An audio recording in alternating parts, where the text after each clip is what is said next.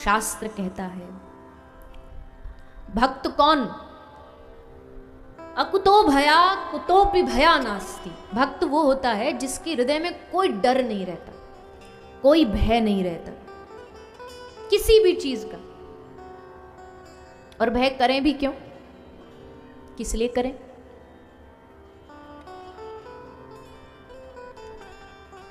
हमारे साथ हैं रघुनाथ, तो किस बात की चिंता? चरण में रख दिया जब माथ, किस बात की चिंता?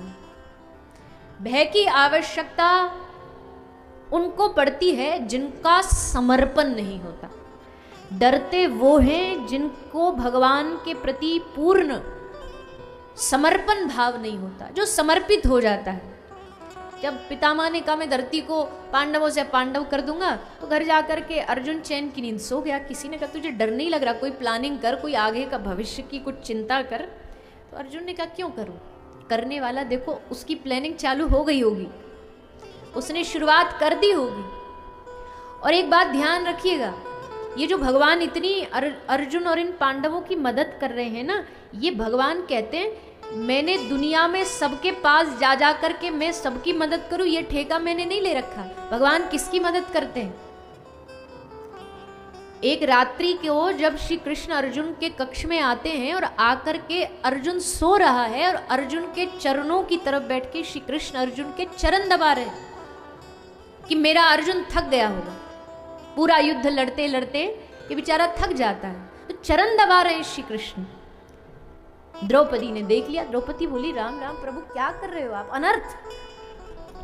ये बेचारा तो सोया हुआ, इसको तो कुछ पता ही नहीं इसके संग क्या हो रहा है, इस पे इसके माथे पे आप पाप चढ़ा रहे हो।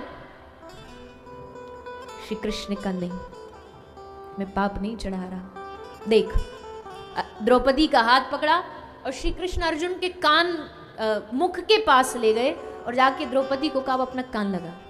द्रौपदी ने अर्जुन के मुख से अपना कान लगाया तो क्या सुना कि सोता सोता अर्जुन भी बोल रहा था कृष्ण कृष्ण श्री कृष्ण कृष्ण। भगवान ने कहा कि जो मेरे प्रति इतना समर्पित हो हे द्रौपदी, उसके चरण दबाना मेरे लिए कोई बड़ी बात नहीं है, मैं उसके लिए कुछ भी कर सकता हूं।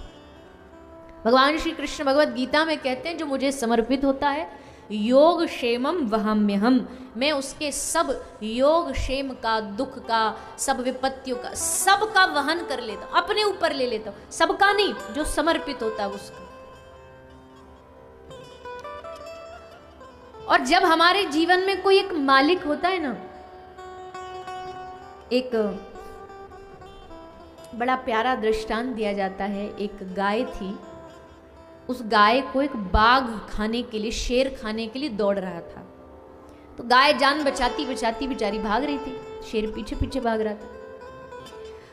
अब भागते भागते भागते गाय बेचारी कहाँ जाए, कहाँ छुपूं, कहाँ प्राण बचाऊं, करते करते तालाब में घुस गई। तालाब कैसा था, उसमें थोड़ा सा पानी था और कीचड़ थी, दलदल था, तो दलदल में घुस गई। शेर भी पीछे पीछे घुस गया, दोनों जाके बीच में तालाब में जाके फंस गए, शेर भी गाय भी। अब गाय फंसी, शेर फंसा, और फंसे भी ऐसे कि निकले नहीं। बड़ी कोशिश, बड़ा प्रयास कर रहा है शेर निकलने की, नहीं निकल पा रहा। सुबह से सांझ हो गई। शेर ने देखा कि वो बड़ा टेंशन में है। शेर को चिंता हो रही कि अब तो तू यहीं फंसा फंसा मरेगा, क्योंकि अब इतनी कोशिश करने पे भी जब तू नहीं निकला तो कैसे निकलेगा बाहर। अब तो तेरा अंत निश्चित है, यहीं भूखा प्यासा पड़ा पड़ा तू मर जाएगा। उसके चेहरे पे वो टेंशन दिखाई दे रही है। और गाय एकदम खुश है, प्रसन्न, हंस रही है, मुस्कुरा रही है। तो मरता क्या नहीं करता, शेर ने सोचा इस गाय से दोस्ती कर लेता हूँ।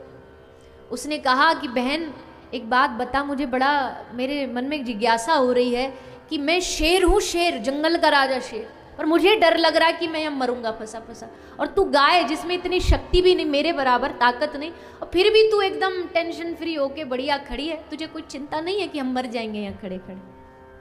तो गाय ने बड़ा सुंदर जवाब दिया। गाय कहती है कि चिंता तू कर। क्यों? क्योंकि तू जंगल का लावारिस पशु है, मैं लावारिस नहीं हूं।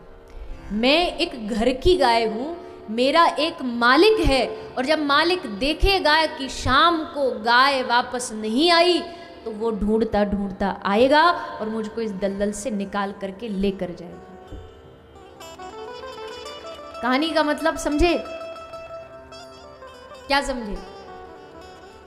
जीवन में एक ऐसा मालिक होना चाहिए, एक सबके जीवन में एक ऐसा मालिक होना चाहिए कि जब कभी लगे ना कि फंसे हुए हैं दलदल में, तो पता हो कि वो निकालने आएगा जरूर, वो निकालेगा, वो फंसा छोड़ेगा नहीं, वो मुझे बाहर निकाल कर लेके जाएगा।